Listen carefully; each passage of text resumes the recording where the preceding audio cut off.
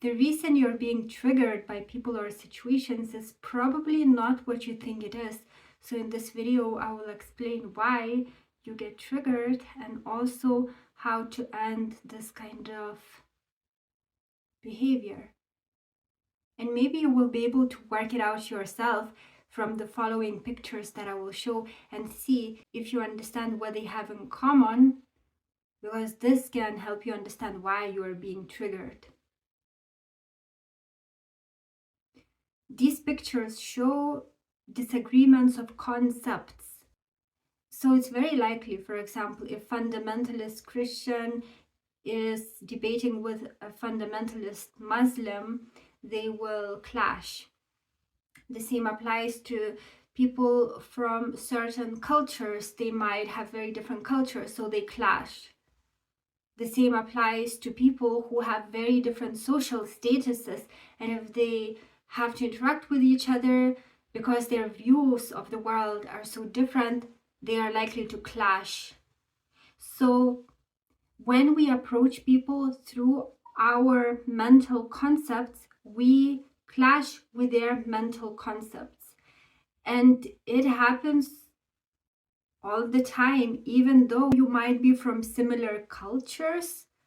For example, people who get married, who are from the same even cities, if they start living with each other, eventually they clash. Why? Because they approach one another through these mental concepts, and because all of us have unique structures, unique mental structures, we clash with other people. Now, how do we change that? This is a fun part. When we grow in awareness, we start seeing situations from a higher perspective.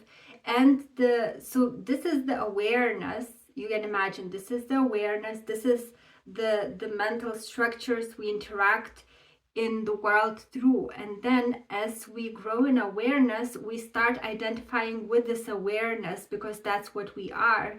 And this mental structure starts disintegrating the parts of it that is not useful to us. And since the identification with the mental structure becomes weaker because we are starting to identify with the presence, when we interact with other people, or even when situations come, we no longer interpret them through mental structure, the surface emotional and mental structure, but we start interacting through awareness. So even though the other person identified with this mental structure can try to make us upset because we are not meeting them through our mental structure, but through awareness, we don't even feel any sting. Isn't that exciting? That's the way to overcome any kind of triggering, by growing in presence and identifying with our true nature, which is that which is aware of the mental structure. And therefore, we see every situation and every person through a higher perspective. So when in the past we would clash because some people misinterpreted me, some people misunderstood me, some people are trying to affect me negatively. You see, you are identified with mental concepts, so you clash with them. But instead of that, as your awareness grows, you understand maybe that person is hurt. Maybe they went through traumas in their lives. Maybe they are coming from very different culture. So there's no longer an attempt to attack or like explain yourself in order to rebuild the hurt mental structure. But it's just that loving understanding that person comes from a totally different perspective.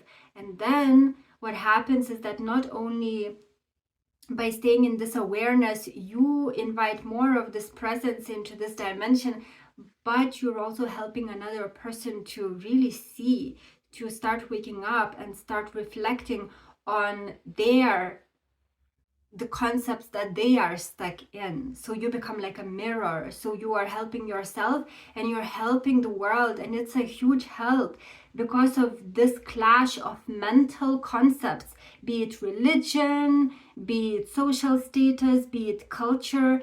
There are wars in this world, including wars of vegans against meat eaters, and wars in one country against another country, and so forth. All these clashes are a result of the clashes of the mental structures of individuals or even groups.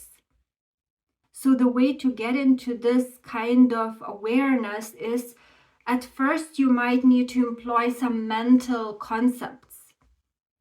So you could say, I wish I could see this person in another way, or in a higher perspective, in a broader way. So first you might even need to use mental concepts to free yourself from denser mental concepts. But what will get you into that presence, identified with that who you are, which is the awareness, is mindfulness practices. And that's what we do in my spiritual support group, which I started recently.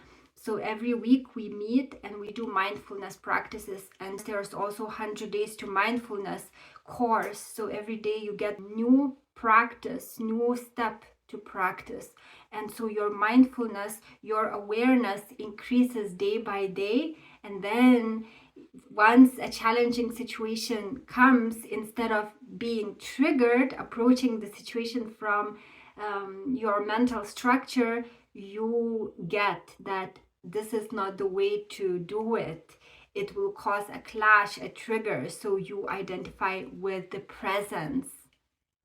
So that's the way to go about this. You are triggered because you clash with the mental concepts. And to stop being triggered, you need to identify with presence. And the way to do it is through practicing mindfulness. And yes, you can do it alone for sure.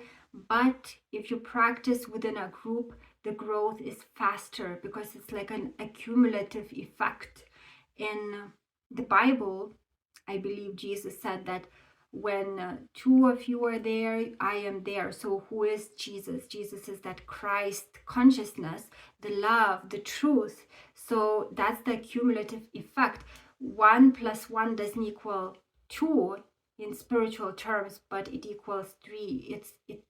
It multiplies. That's why we practice in the group, because of that accumulative effect. So if you would like to check out the spiritual support group that I created, where we meet on a weekly basis on Zoom, and there are video lessons to practice in the dashboard of the group, check the link below this video.